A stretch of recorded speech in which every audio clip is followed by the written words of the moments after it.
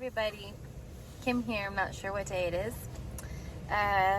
We left yesterday, so I guess Saturday morning from Zhytomyr, or from our village, and picked up people in the city, headed down southish because we had heard going through Romania was better. It takes forever to get anywhere because there's so many checkpoints and barricades, and it's just slow moving. Realized we weren't going to make it to the border in time before it was getting pretty late. So a church opened up their building to us at the last minute, made us dinner, put out in a huge room. They put like 40 mattresses on the floor, so we had like the biggest slumber party ever. I thought it was going to be a catastrophe with our boys.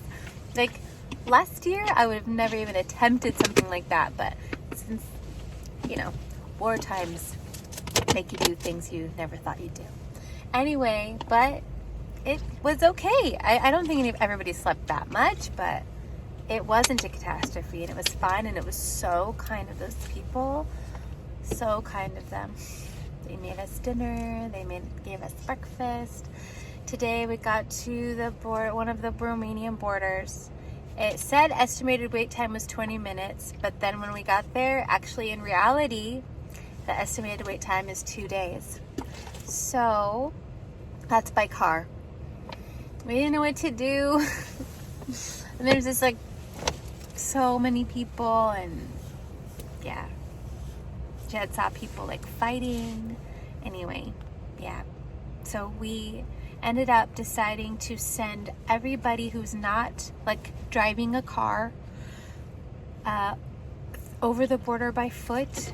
So that's all our boys, all of our team. It just leaves me, Jed, Jana's sister Sveta, Grant. We're driving cars, and then I kept our kids with me because I wanted my kids with me.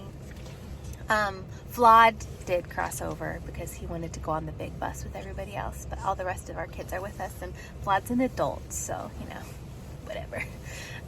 Anyway, they all crossed by foot, and then our partners picked them up in a van, and they're headed now across Romania. And it's amazing because if you don't have a biometric passport, if Ukrainians don't have a biometric passport, then they don't get to just move freely. In Romania, they have to stay in tents near the border. And a lot of our people don't have biometric passports, but our partners in Germany worked it all out so that because they're sponsoring us, that everybody was able to go and not have to stay in tents in the freezing cold.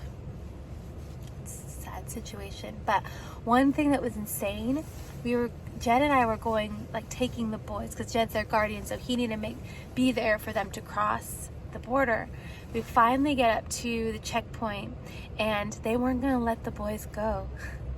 They didn't want to let them leave Ukraine because they're military age. But, we just, brought Boris up to them. We're like, really? Because they don't have letters that say they're exempt from military service. We didn't know they had to have that because they all have cards that show their level of disability. We had all the documents that show that Jed is their guardian. Jed's like, I'm their guardian. So if you take them to war, does that mean I have to go be with them because they can't take care of themselves? It was like, there's no common sense, but I know they were just trying to do their job. So then they were like, well, you need to leave the boys here, and you go drive 15 kilometers to another city, and you need to get a document for all of them. We're like, we're not going to do that. These guys are not fit for service. If it's been determined by the courts that they have to have a guardian, then their guardian decides that they need to leave Ukraine. We fought, and got them across the border. But that was insane. Anton was spinning his little car wheels, and Jed is like, he can help you, with your tractor wheels, car wheels. He really loves those. And then they were like, well, maybe they can peel potatoes. Anyway, that was a little bit of a fight and a little bit of a panic. At one moment I was like, why are we doing this? Like, let's just go home. We just need to go home. This isn't right that we're doing this. And then Jed's like, look at the news. Like, look at the news at what's happening near our home. Like, is it worth fighting through this obstacle to get them across the border, or do we go home? And now they're all safely out of Ukraine, and I feel like really happy. I feel like job well done. The next step is us. We don't know where we're going to cross because Sveta doesn't have a biometric passport. So we need to cross maybe through Poland, and then anyway, we'll cross with the cars somewhere else that's not a 2-day wait if we can find one, and then meet up with our team in Germany somewhere, somehow. So we're all still in Ukraine, but they're gone, and the boys are well taken care of. Our team loves them, and yeah, please just keep praying. This is really hard for our boys.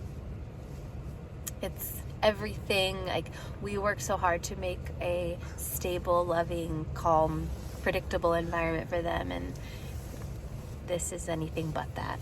But yeah, but the help we've had so far has been amazing. And I heard that there's people praying around the clock for us, like taking shifts, praying around the clock for us, and I'm just so thankful for that. That's so beautiful, and I will try to keep you updated.